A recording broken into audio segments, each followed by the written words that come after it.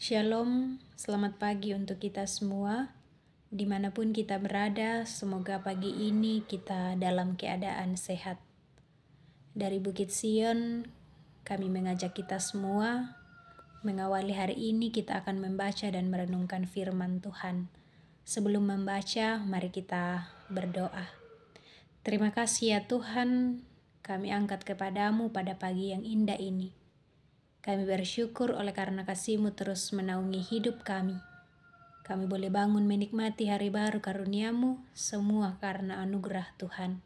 Saat ini, mengawali hari ini, kami akan membaca dan merenungkan firman-Mu. Kiranya Roh Kudus-Mu menolong kami semua, sehingga kami boleh membaca, merenungkan, bahkan memahami firman-Mu ini, terlebih terus melakukan dalam hidup kami. Bersabdalah ya Tuhan, kami siap mendengarkan firman-Mu. Di dalam anak-Mu Yesus Kristus kami berdoa. Amin. Sesuai dengan renungan harian Toraya, Sabtu 16 Agustus 2025. Bagian firman Tuhan yang akan kita baca dari 1 Samuel 5 ayat 1 sampai 12. 1 Samuel pasal 5 ayat 1 sampai 12. Tabut Tuhan di tanah orang Filistin. Sesudah orang Filistin merampas tabut Allah, maka mereka membawanya dari Ebenhaser ke Asdod. Orang Filistin mengambil tabut Allah itu, dibawanya masuk ke kuil Dagon dan diletakkannya di sisi Dagon. Ketika orang-orang Asdod bangun pagi-pagi pada keesokan harinya, tampaklah Dagon terjatuh dengan mukanya ke tanah di hadapan tabut Tuhan. Lalu mereka mengambil Dagon dan mengembalikannya ke tempatnya. Tetapi ketika keesokan harinya mereka bangun pagi-pagi, tampaklah Dagon itu terjatuh dengan mukanya ke tanah di hadapan tabut Tuhan. Tetapi kepala Dagon dan kedua belah tangannya terpenggal dan terpelanting ke ambang pintu, hanya badan Dagon itu yang masih tinggal. Itulah sebabnya para imam Dagon dan semua orang yang masuk ke dalam kuil Dagon tidak menginjak ambang pintu rumah Dagon yang di Asdod sampai hari ini. Tangan Tuhan menekan orang-orang Asdod itu dengan berat dan ia membingungkan mereka. Ia menghajar mereka dengan borok-borok baik Asdod maupun daerahnya. Ketika dilihat orang-orang Asdod bahwa demikian halnya, berkatalah mereka, "Tabut Allah Israel tidak boleh tinggal pada kita, sebab tangannya keras melawan kita dan melawan Dagon Allah kita." Sebab itu mereka berkumpul kepadanya semua raja kota orang Filistin dan berkata, "Apa yang akan kita lakukan dengan tabut Allah Israel itu?" Lalu kata mereka, "Tabut Allah Israel harus dipindahkan ke Gat." Jadi mereka memindahkan tabut Allah Israel ke sana. Tetapi setelah mereka memindahkannya, maka tangan Tuhan mendatangkan kegemparan yang sangat besar atas kota itu. Ia menghajar orang-orang kota itu, anak-anak dan orang dewasa, sehingga timbul borok-borok pada mereka. Lalu mereka menghantarkan tabut Allah itu ke Ekron. Tetapi sesampai tabut Allah itu di Ekron, berteriaklah orang Ekron itu demikian, "Mereka memindahkan tabut Allah Israel itu kepada kita untuk mematikan kita dan bangsa kita." Sebab itu mereka memanggil berkumpul semua raja kota orang Filistin itu dan berkata, "Antarkanlah tabut Allah orang Israel itu, biarlah itu kembali ke tempatnya supaya jangan dimatikannya kita dan bangsa kita. Sebab seluruh kota itu ada kegemparan maut. Tangan Allah menekan orang-orang di sana dengan sangat berat.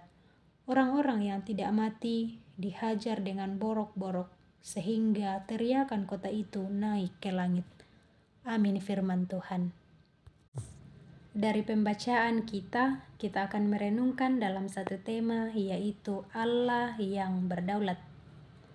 Allah yang berdaulat. Bapak, Ibu, saudara-saudari yang dikasihi Tuhan, tentu kita semua mengimani bahwa Allah lah yang memiliki kekuasaan tertinggi dan mutlak atas segala sesuatu di alam, termasuk segala peristiwa dan ciptaannya. Allah tidak bisa disejajarkan dengan berhala apapun.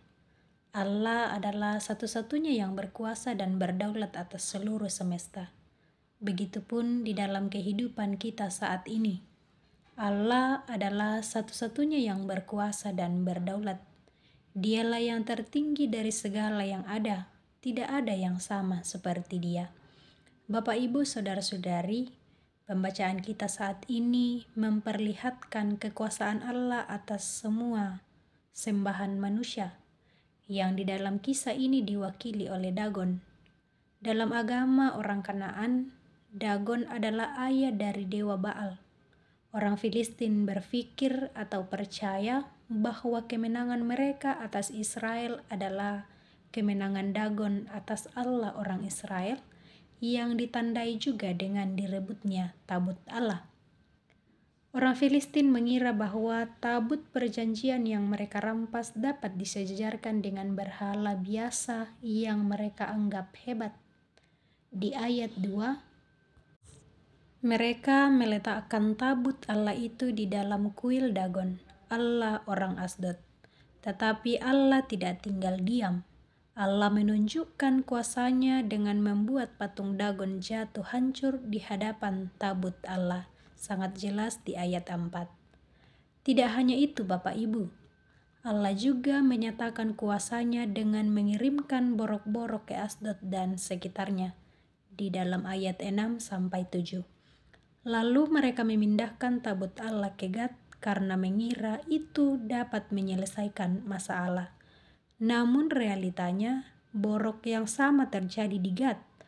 Lalu tabut Allah dipindahkan lagi ke Gat, dari Gat ke Ekron.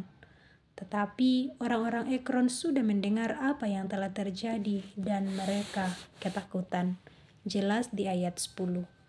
Mereka menyadari dan dapat merasakan kemarahan Allah Israel, sehingga pada akhirnya mereka memutuskan untuk mengembalikan tabut perjanjian ke tempat yang seharusnya, yakni kepada bangsa Israel, di ayat 11.